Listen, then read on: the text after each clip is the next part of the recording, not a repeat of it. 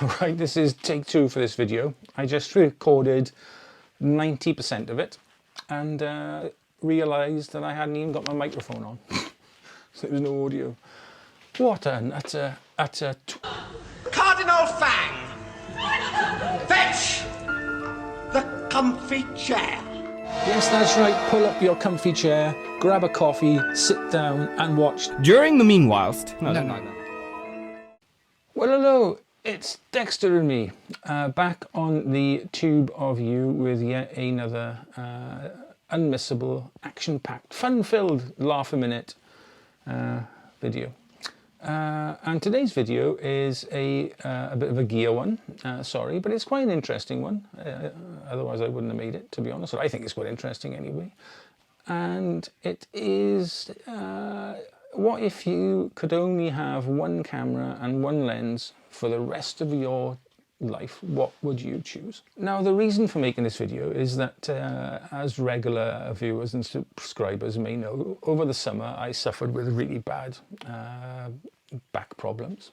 For those that don't know, I have a blood cancer called myeloma, which I contracted nearly 7 years ago now, and resulted in me in my back being broken and blah blah blah. Anyway, it all my whole life came crashing down, and basically from time to time now I get really severe, horrible bone pain, which affects my my standard of life, obviously, and my mobility. Anyway, after resting up over the summer, I made a few tentative steps to get back out. And one of the trips I made was down to Aberavon Beach. And obviously I took my camera with me, but I didn't want to lug out my full GFX kit. So I just took one camera and one lens. And I really enjoyed the experience. Now, shooting wise, it was quite tricky because I couldn't do everything I wanted, but lugging the stuff around was a doddle. And if you've only got one camera and one lens, then you have one choice and you have to make it work for you. So I thought I'd set myself the challenge of deciding from, and this is the only one rule I set, is that my choices had to come from gear I own or have owned in the past. So I can't go choosing, you know, anything off the shelf. This is all kit that I am familiar with. And obviously, if you have only one camera and one lens, there are going to be compromises. Now, for the type of shooting that I do, which is landscape, macro, a bit of portraiture, a bit of still life, and of course, video, what one camera and one lens could do most of what I needed to. Now, one of the criteria is size and weight. Now, as I said in the previous video, I'm not getting any younger, healthier or fitter. So as I get into my more advanced years, lightweight kit is going to be an absolute must. And therefore, straight away, I'm going to rule out my GFX 50R. That is simply too heavy. It's too clunky for video as well, so there are too many compromises really. So for my ideal kit going forward, it wouldn't be GFX. DSLRs, now then, I've used quite a few over the years, all Nikon. I started off with a D3100, then I had a D90, a D700, a D800, and while I was shooting with those, I had a D200 and a D300 as backups. And I absolutely loved the image quality that those cameras produced. But I am done with DSLRs now. I am a 100% mirrorless man. So that is going to rule out DSLRs. And besides, again, you've got size and weight issues there. Now, Micro Four Thirds. Now, I really enjoyed the shooting experience with that little Panasonic Lumix that I had. I loved the 4:3 aspect ratio it gave me, matching my medium format GFX kit. But the biggest revelation was the size and weight. It was like, I think it was lighter than my phone, to be honest. It was so lovely to carry around and to use. The controls are really, really nice. Its 12 megapixel images were fine, but I think going forward as an only camera and lens solution, I don't think I could live with that tiny sensor for the rest of my days. So that really then leaves my Fuji crop sensor cameras. Now I've owned a few, X-T20, X-T2, X-T3, and now of course an X-T4. Now my X-T20 is the camera that got me into the Fujifilm system, and I absolutely loved that camera to bits. And along with my Nikon D700, it's the only camera I've ever really regretted selling. It was a joy to use, such a small, light, compact body. The image quality was next level, it was professional level, and it was just a joy to carry around and use, and I would buy another one in a heartbeat. But that camera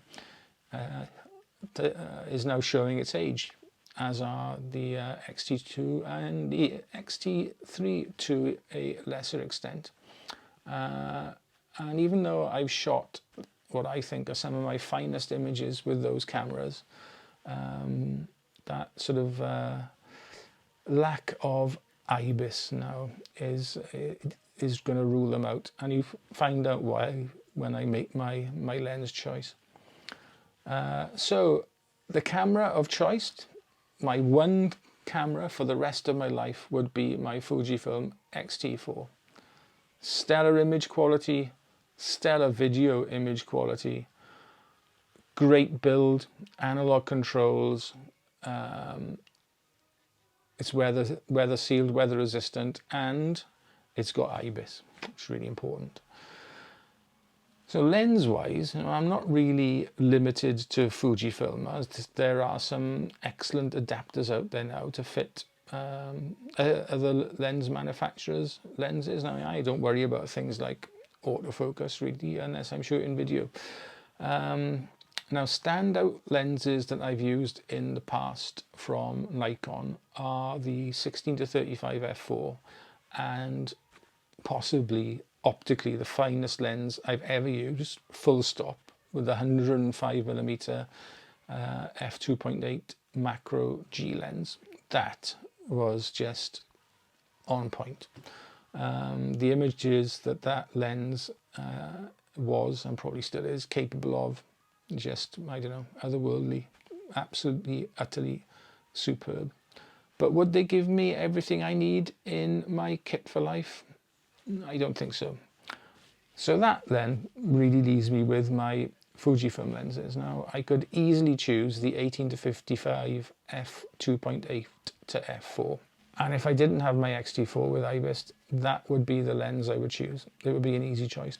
It would give me a fast-ish aperture, great zoom range, and optical image stabilization, of course. But now I have a camera with IBIS. That opens up my lens selection a little. Now, I've used a lot of Fujifilm APS-C lenses. The 18-55, as I said, 60mm macro, the 55-200, the 10-24, the 35mm f2. What else? I think that's about all I've used Fuji-wise, but there is one more, and it is the lens that I would choose to go with my X-T4 for life, and it is the 16mm f1.4 lens. Yes, it's a little old now, but it's regarded as Fuji's finest APS-C lens for good reason. The image quality is excellent, but it's its versatility that tips the scales for me. Having a really fast aperture means that low light shooting is a breeze, and throwing the background out of focus is a dawdle with lovely bokeh to your images. I love the manual focus ring with the clutch operated manual focus ring with hard stops at its closest focus distance and at infinity, which makes astrophotography a little bit easier. It's not an ideal astro lens, but again, there are compromises to be made. But it's the closest focus distance that I probably love most. You can get almost almost macro images with this lens because you can get so close to your subject.